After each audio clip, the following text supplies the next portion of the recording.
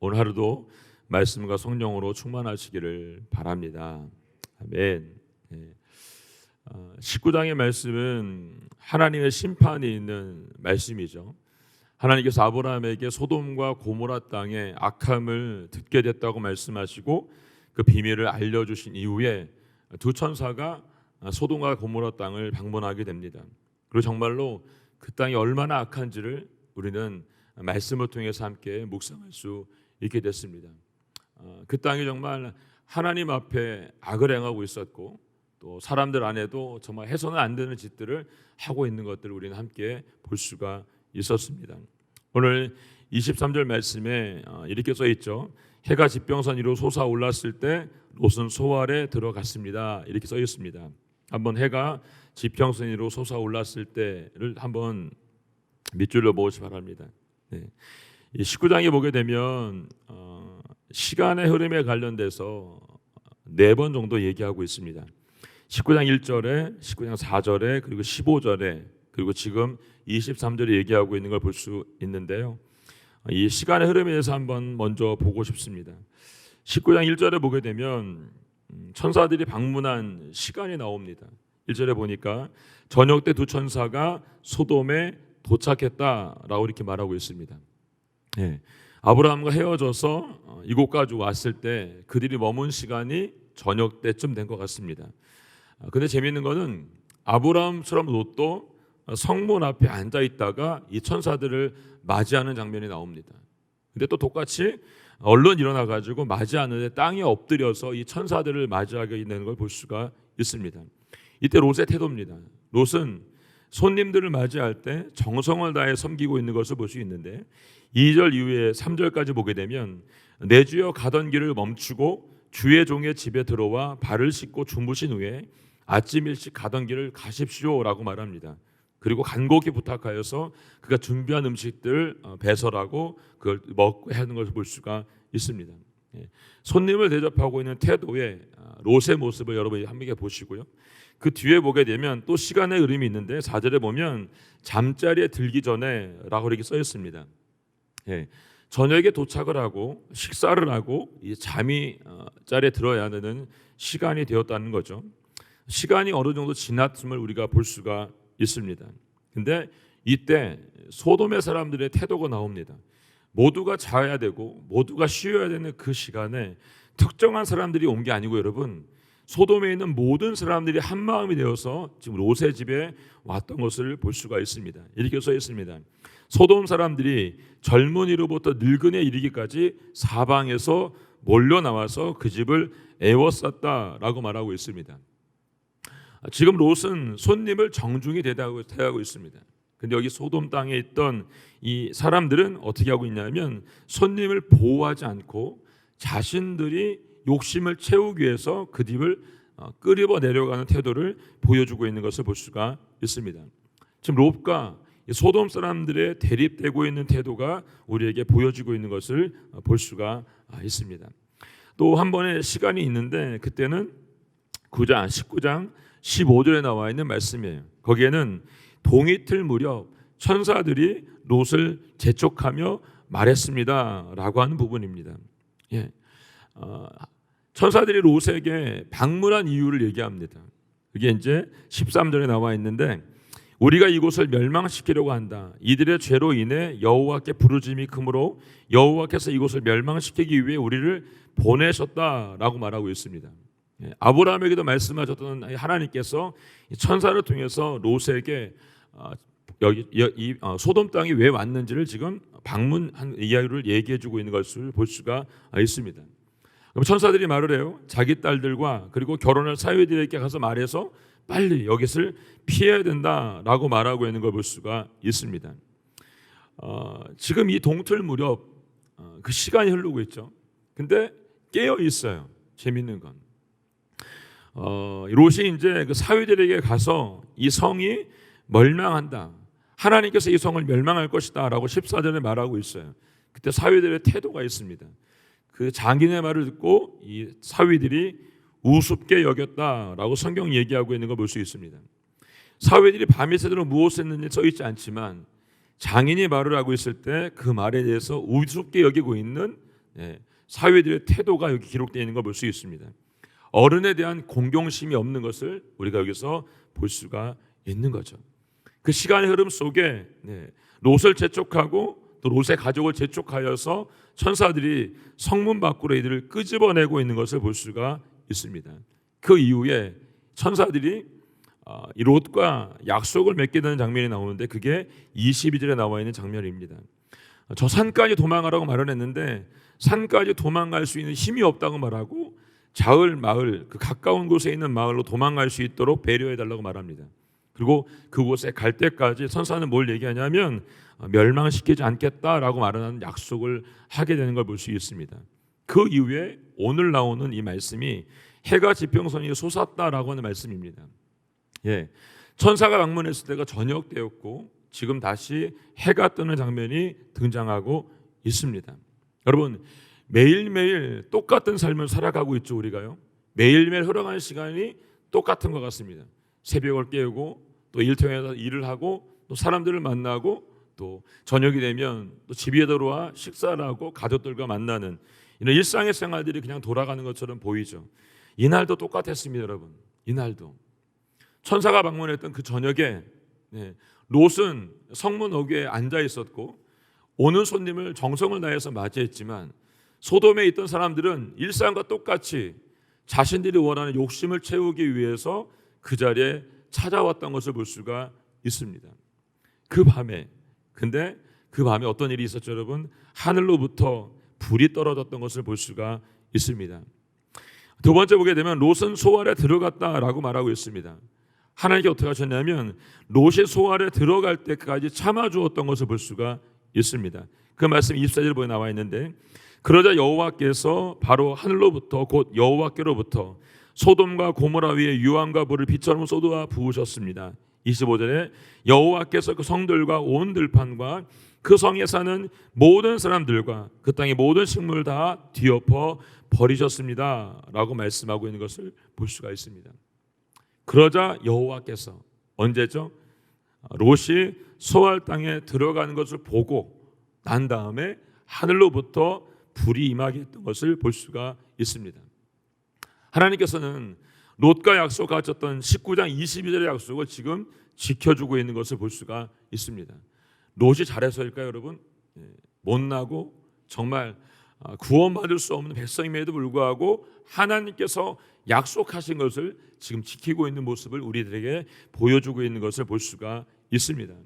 주님은 반드시 오신다고 말씀하셨습니다. 그때와 그 시는 너희가 아무도 알지 못한다라고 말씀했습니다. 그래서 말합니다. 우리에게 깨어 있어야 된다라고 말씀하십니다.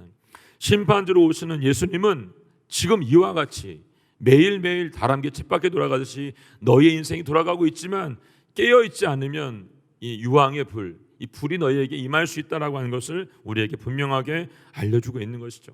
그래서 우리의 매일 매 순간을 영적으로 깨어 있어야 된다는 걸 다시 한번 우리에게 알려주고 있는 말씀이기도 합니다. 인간의 본성에는 죄를 지어도 들키지만 않으면 된다라고 하는 마음이 있다는 거죠. 그래서 언젠가 한 목사님께서 이 죄인들에 대한 비유를 얘기하실 때 이렇게 말씀하신 적이 있어요. 세상에는 들킨 죄인이 있고 들키지 않은 죄인이 있다라고 말을 합니다.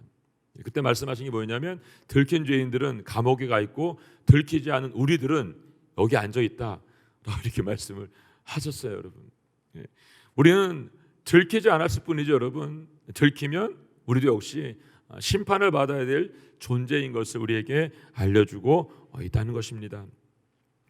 여러분, 들키지 않았기 때문에 죄가 없는 건 아니에요. 여러분, 우리 안에 어저께 로마서의 말씀을 통해 함께 나눈 것처럼 우리 안에 양심이라고 하는 그 양심이 우리를 깨워서 우리에게 알려주고 있다라고 분명히 말씀해주고 있습니다. 한 번 지은 죄는 여러분 계속해서 남게 되어 있습니다.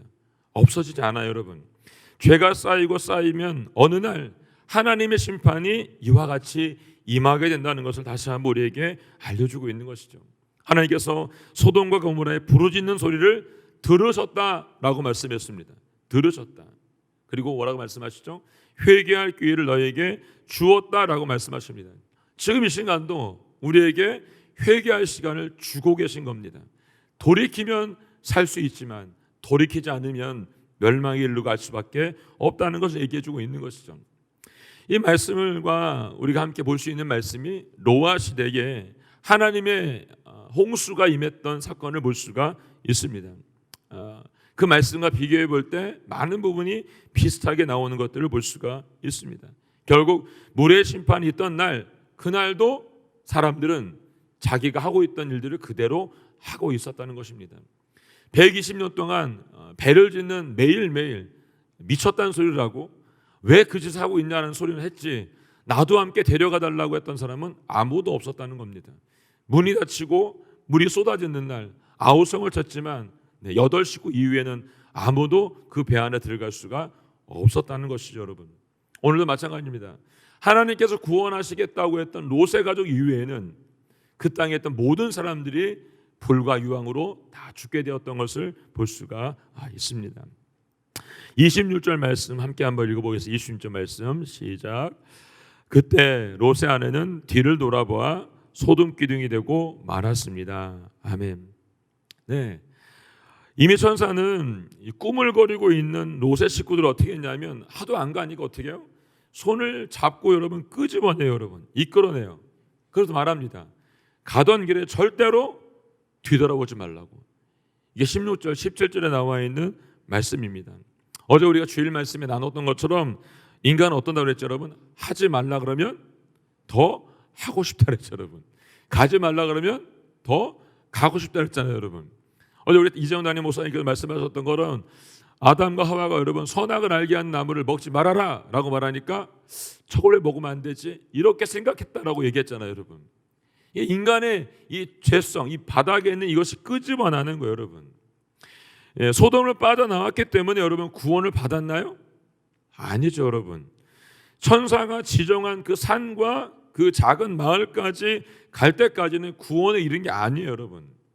우리의 구원도 마찬가지예요 여러분.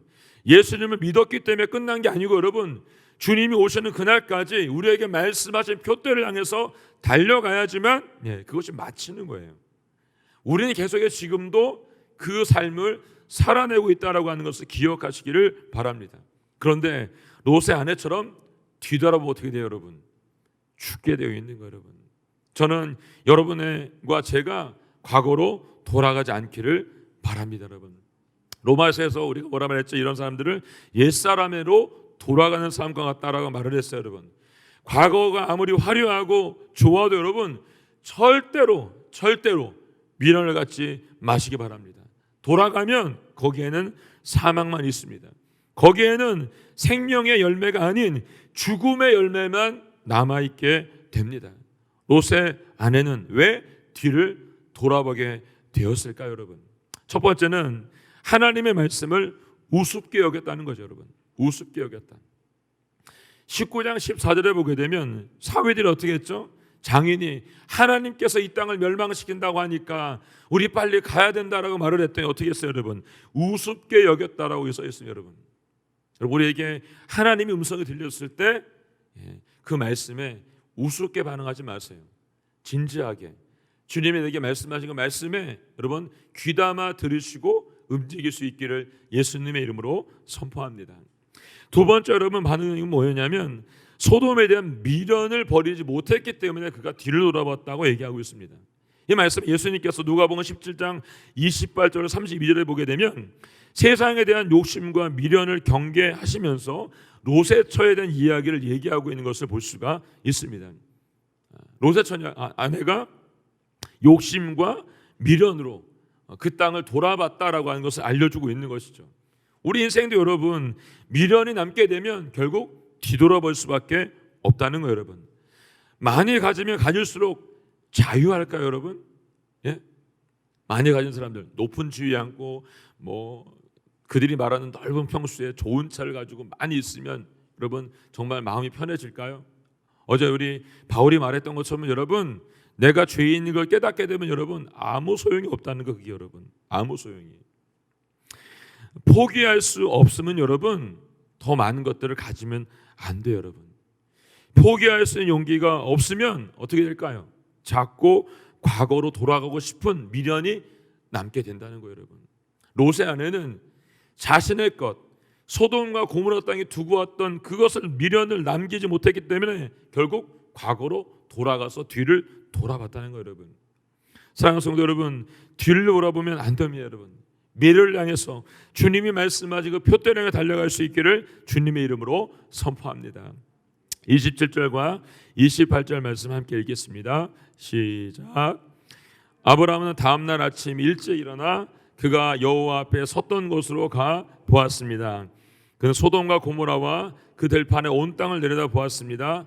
그가 보니 그 땅의 연기가 화로에서 피어나는 연기처럼 솟아오르고 있었습니다. 아멘. 네. 여기서 시간이 나오죠. 다음날 아침에 아브라함이 일찍 일어나서 그가 여호와와 함께 섰던 곳에 가보았다라고 말씀하고 있습니다. 소돔과 고모라가 멸망하는 날 그 아침입니다. 지평선 위에 해가 뜨는 그 시점에 아침에 눈을 떴던 아브라함이 자기가 하나님과 대화했던 그 자리에 가서 섰어요. 그 자리는 어떤 자리죠, 여러분? 아브라함이 하나님 앞에 중보했던 자리였던 것을 볼 수 있습니다. 과연 하나님께서 말씀하신 것처럼 소돔과 고모라 땅이 어떻게 됐는지를 아브라함이 본 거죠. 근데 오늘 뭐라고 써 있습니까, 여러분? 그곳에 화로에서 피어난 연기처럼 솟아오르고 있다라고 말하고 있습니다. 그 땅이 완전 초토화가 돼서 연기만이 올라오고 있는 것을 보게 된다는 것입니다. 하나님의 심판은 순식간에 이루어진 걸 볼 수가 있습니다. 아브라함은 이 순간 무슨 마음이 들었을까요? 조카 롯, 내가 하나님 앞에 중보했던 그 아이는 어떻게 됐을까를 생각했을 것입니다, 여러분. 하나님께서는 하나님의 계획을 이루셨어요, 여러분. 소돔과 고모라 땅을 멸하셨죠. 근데 기억한 게 있어요.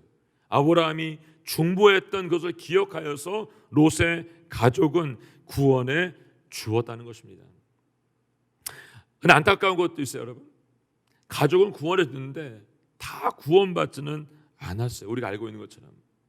하나님의 능력이 부족해서 그런 것이 아니고, 여러분, 하나님의 구원은 모든 사람들에게 열려 있죠. 그런데 그 길을 선택하고 끝까지 가는 사람에게, 주님이 말씀한 비전을 품고 표대기를 바라보고 거기까지 가는 사람에게 구원이 이르게 되고 열려지게 된다는 것입니다. 그래서 구원은 전적인 하나님의 은혜라고 하는 것을 우리에게 알려주고 있다는 것입니다.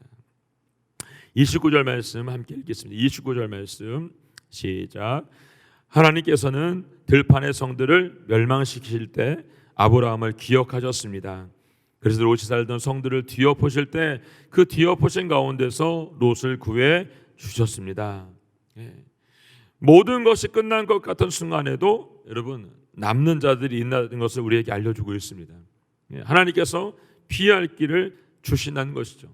소돔과 고모라 땅이 다 멸망할 것 같은데 거기에서 롯의 가족이 구원을 받았고, 여러분 인류가 물의 홍수로 다 쓸어버리는 것 같은데 거기에 노아의 가족이 남았던 것을 볼 수 있습니다.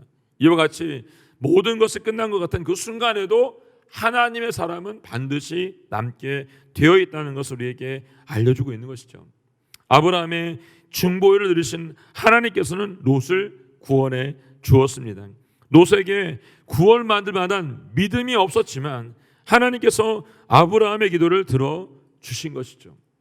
우리가 지금 여기에 올 수 있었던 것, 이 자리에 일 수 있는 것, 우리가 예배하며 주님을 찬양할 수 있는 것 다 하나님의 은혜라는 것이죠. 우리 한동안, 그리고 지금도 자주 부르는 은혜 찬양 중에 주의 은혜라는 찬양이 있습니다. 우리 최적신 씨가 만든 찬양인데요. 가사가 이렇게 되어 있죠.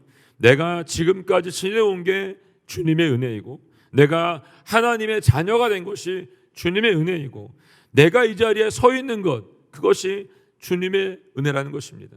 이 새벽에 우리가 깨어서 이 첫 시간을 하나님께 드릴 수 있는 것, 이것이 주님의 은혜라는 것이죠.